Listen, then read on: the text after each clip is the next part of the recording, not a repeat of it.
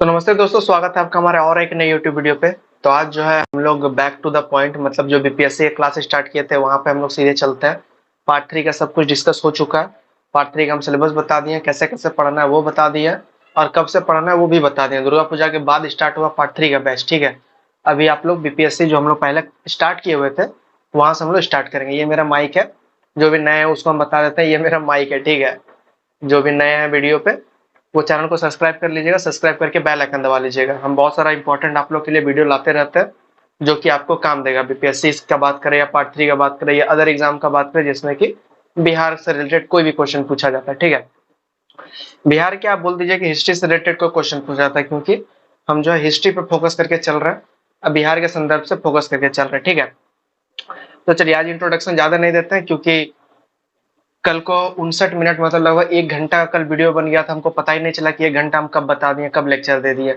कल घड़ी भी नहीं पहने हुए थे, आज हम घड़ी पहने हुए हैं। 6:05 में आज हम स्टार्ट कर रहे हैं।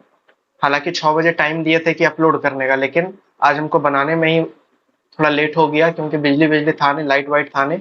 तो इसीलिए हम नहीं बना पाए, दोपहर में नहीं बना पाए। इसीलिए हम शाम में बना रहे हैं। रात में 10 बजे आप लोग का अपलोड हो जाएगा ये वाला वीडियो, ठीक है। रात में 10 बजे अपलोड होगा। एकदम कंटिन्यू देखते रहना, जो भी बोल रहे हो सुनते रहना और अपना नोट्स रेडी करते रहना। बीपीएससी बिहार स्पेशल, ठीक है। बिहार बिहार स्पेशल ये क्लास 10 रहने वाला शायद। आप लोग देख लीजिए, क्लास 10 रहने वाला। इससे पहले 9 क्लास हो चुका है। इससे पहले 9 क्लास हो चुका है। बहुत सारा लोग का 9 क्लास तक पूरा हो चुका है, बहुत का नहीं पूरा हुआ है।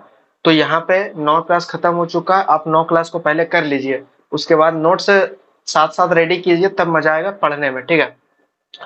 बहुत को कमेंट करते हैं, बहुत को कमेंट नहीं करते। जो कमेंट करते हैं बस वही मोटिवेट लेके, वही मोटिवेशन के साथ हम फिर से वीडियो बनाना स्टार्ट करते हैं कि कोई चलो व्यू नहीं भी आता तो कोई बात नहीं, एक दो पर्सन है, एक दो स्टूडेंट ऐसा है जो कि देखने वाला, मेरा वीडियो देखने वाला। इसीलिए हम अपना जोश के साथ, जितना हम जोश के साथ पढ़ाते हैं उतने जोश के साथ हम हमेशा बताते हैं, ठीक है। तो बिहार स्पेशल क्लास 10 रहने वाला। कल हम आपको कुछ कुछ होमवर्क दिए हुए थे, इसीलिए इसको मिटाए नहीं है। होमवर्क बहुत सारा कमेंट किया हुआ है, इसका होमवर्क का आंसर अब बहुत सारा नहीं किया हुआ है, ठीक है।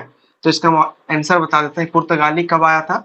1498 में पुर्तगाली आया था, आपको जाके याद होगा, वास्को डिगामा आया था, ठीक है। बनियों का देश, इंग्लैंड को बनियों का देश किसने कहा था? तो इंग्लैंड को बनियों का देश कहा था नेपोलियन ने, ठीक है। नेपोलियन ने। नेपोलियन फ्रांस का था। फ्रांस में एकदम उत्पात मचा। नेपोलियन के बारे में पढ़ना बहुत ही जरूरी है, ठीक है। ये पार्ट 1 का आपका सिलेबस का हिस्सा है। नेपोलियन, जब फ्रेंच रिवॉल्यूशन, फ्रांस की क्रांति 1789 हो रहा होता है, तो उसके बाद से नेपोलियन का उदय होना लगभग लगभग बोल देते हैं तभी के आसपास नेपोलियन उदय होना स्टार्ट हो जाता है। लेकिन फ्रांस की क्रांति के बाद ये एकदम चरम बिंदु पे रहता है नेपोलियन। कभी इधर अटैक कर रहा है, कभी उधर अटैक कर रहा है। और ये बोले थे क्या कि ये वाला मैप सब जो है आप अपना यहाँ पे अपना, मतलब कि वर्ल्ड मैप में ये सब खोजने के लिए, ये सब देश को, ये सब कंट्री को, आप, हमको पता नहीं कि आप खोजें कि नहीं खोजें। आप कमेंट भी नहीं किए हैं, क्योंकि हम जो भी होमवर्क देते हैं वो क्यों कहीं ना कहीं रिलेट करेगा मेरा वीडियो से। आज ना करे, कल करेगा, परसों करेगा, लेकिन वो करेगा। जो भी हम बोलेंगे वो सब कुछ करेगा। इसीलिए होमवर्क जानबूझ के देते हैं। चलिए हम भी बता देते हैं। फ्रांस देखिए कहाँ है। अगर ये रूस मान लेते हैं, ये यूक्रेन मान लेते हैं, तो ये वाला एरिया होगा लगभग लगभग फ्रांस का। एग्जैक्ट हम नहीं बता रहे, ठीक है। इन्हें बोलिएगा कि एग्जैक्ट हमको यही वाला चाहिए एकदम, इसके आजू बाजू में छोटा छोटा कॉन्टिनेंट, छोटा छोटा देश है, तो उस तरह करके रिजेक्ट नहीं होना। हम बड़ा बड़ा देश को सिर्फ बात कर रहे हैं, जो यहाँ पे यूरोप में जो जो सबसे इंपॉर्टेंट देश है हम उसका बात कर रहे हैं, ठीक है। उसका देखिए जर्मनी, रूस के जस्ट बगल में ही आपको जर्मनी मिल जाएगा, ठीक है। उसका रूस, रूस तो खुद स्वयं यहाँ पे। उसका ये हो गया आपका जाके यूक्रेन। यहाँ पे एरिया आ जाता है इंग्लैंड का। यहाँ इंग्लैंड का हो जाएगा बेल्जियम। देखिए बेल्जियम यहाँ पे आपको मैप में हो सकता है ना दिखे, आपको मैप में ना दिखे, आपको यहाँ पर थोड़ा सा एरिया है यहाँ पे, ठीक है। इंग्लैंड के नीचे, ठीक है, इंग्लैंड के नीचे। और यहाँ पे आपको मिल जाएगा नीदरलैंड, मिल जाएगा आपको यहीं पे। तो ये वाला एरिया हो गया बेल्जियम का। उसका लंदन देखिए, लंदन यहाँ पे, इंग्लैंड का राजधानी लंदन यहाँ पे।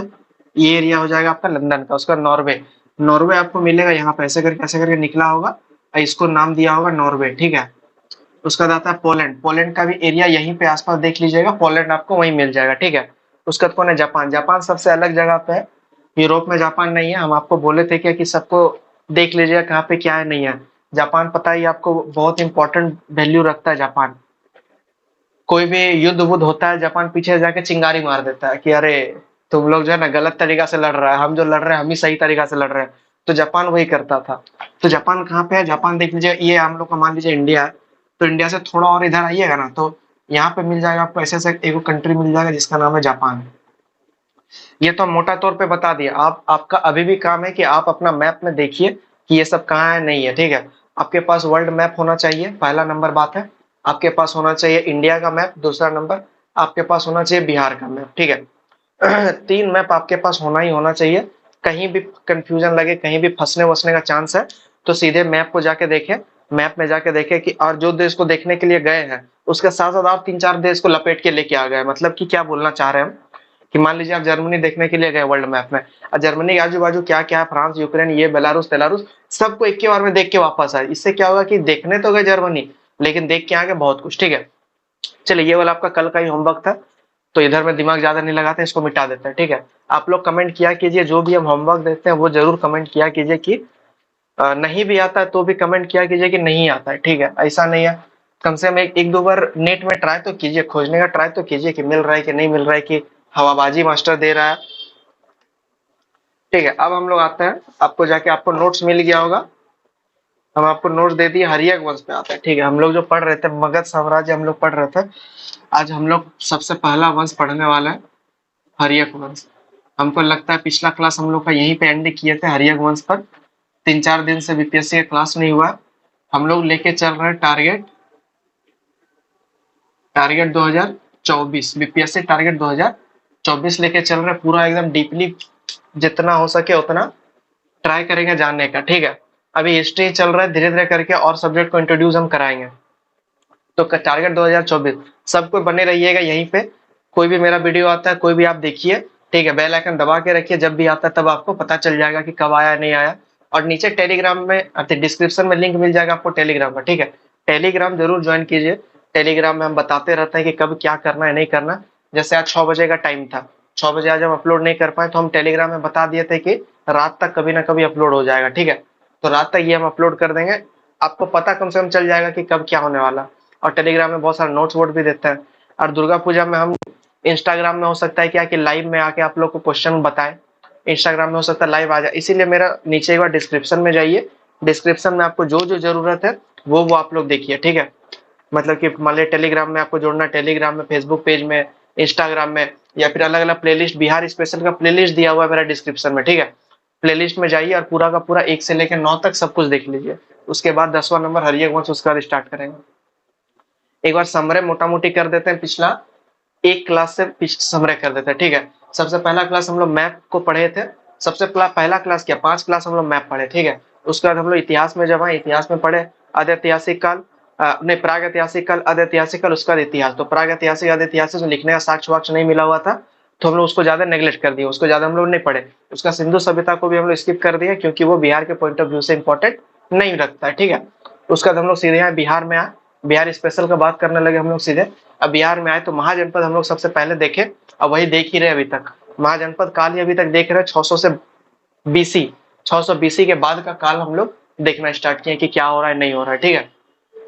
तो वही दौरान हम लोग को सबसे पहले मगध में बैठाता है, हरियक वंश बैठाता है, ठीक है। हरियक वंश आज हम लोग हरियक, उसका शिशुनाग वंश, उसके बाद नाग वंश, अति हरियक वंश, नाग दशक, नाग वंश मतलब, और एगो हंसना। अच्छा, आपको ना 3 चीज हम आपको याद कराएंगे आज को, ठीक है। 3 चीज देखिए, हंसना, आज आपको हंसना सिखाएंगे हम। आज जो है आपको हंसना सिखाएंगे। हौ से हो गया आपका जाके हरियक, सौ से हो गया शिशुनाग वंश,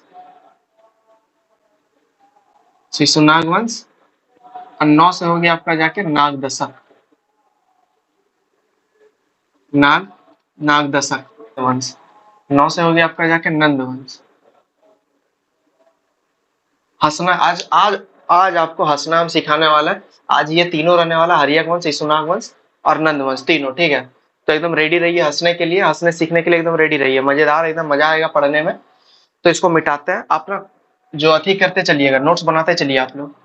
उसका देखिए, सबसे पहले हम लोग आते हैं हरियक वंश का बिंबिसार के ऊपर। पिछला क्लास में हम बताए थे कि संभवतः इसका दादाजी जो है, इसके यहाँ का संस्थापक कहा जाता है। हरियक वंश का संस्थापक उसका दादाजी, दादाजी अज्ञात नाम है। इसका संस्थापक देखिए कौन है। संस्थापक संभवतः इसका दादा, ठीक है। ये बात हो रहा है आपका जाके 566 बीसी का बात हो रहा है। 566 हो सकता है कि थोड़ा सा यहाँ चमक रहा होगा, थोड़ा सा यहाँ चमक रहा होगा, लेकिन हम जो बोल रहे हैं उस पर ध्यान देना है, ठीक है। ये हो गया आपका संस्थापक। उसका देखिए इसका वास्तविक संस्थापक हो गया, वास्तविक संस्थापक। वास्तविक संस्थापक में आपका आ जाएगा बिंबिसार, ठीक है। बिंबी बिंबिसार आ जाएगा वास्तविक संस्थापक में। वास्तविक संस्थापक कौन आ जाएगा? बिंबिसार। इसका टाइम पीरियड क्या है? इसका टाइम पीरियड आपका जाके 544 से लेके 460 बीसी का बात कर रहे हैं। 544 से लेके 460 बीसी का बात कर रहे हैं, ठीक है। अब थोड़ा अपना लेक्चर हम आपको पहले ही बताए थे कि लेक्चर के माध्यम से क्लास चलेगा, ज्यादा लिखाएंगे नहीं। आप लोग के पास नोट्स अवेलेबल है, आप लोग को टेलीग्राम में नोट्स हम दे दिए हैं। जो आज पढ़ाने वाले हैं उसका नोट्स आप लोग के पास पहले से है, ठीक है। तो बिंबिसार देखिए, जब अथी होता है, अच्छा यहाँ बिंबिसार, जब हर्यक वंश का स्थापना होता है तभी धीरे धीरे साम्राज्य का विस्तार होने लगता है। धीरे धीरे ये लोग राजा लोग सोचता है क्या कि साम्राज्य का विस्तार हम कैसे करें, क्या करें, नहीं करें। तो वही क्रम में सबसे पहला साम्राज्य हर्यक वंश, इसको हम यहाँ लिख देते हैं, सबसे पहला राजवंश। ये आपका जाके सबसे पहला राजवंश, ठीक है। सबसे पहला राजवंश माना जाता है लिखित तौर पे, लिखित तौर पे सबसे पहला राजवंश हो गया आपका जाके हर्यक वंश। तो ये इधर उधर थे, मतलब कि साम्राज्य विस्तार करने के लिए क्या किया गया? साम्राज्य विस्तार करने के लिए त्रिस्तरीय नीति का ये लोग धारण किया, ठीक है। त्रिस्तरीय नीति, या उसको त्रिनीति भी बोल सकते हैं, त्रिनीति।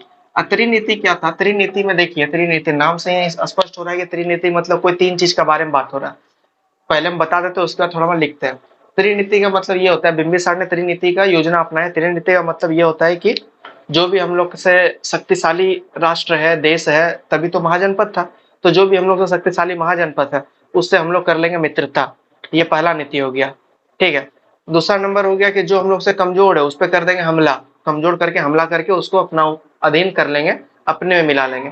तीसरा नीति हो गया कि अगर ये दोनों से काम नहीं चला, कि ना ही मार से काम हो रहा है ना ही मित्रता से काम हो रहा, तब हम अपना लेंगे तेरा जाके शादी का, वैवाहिक संबंध कर लेंगे।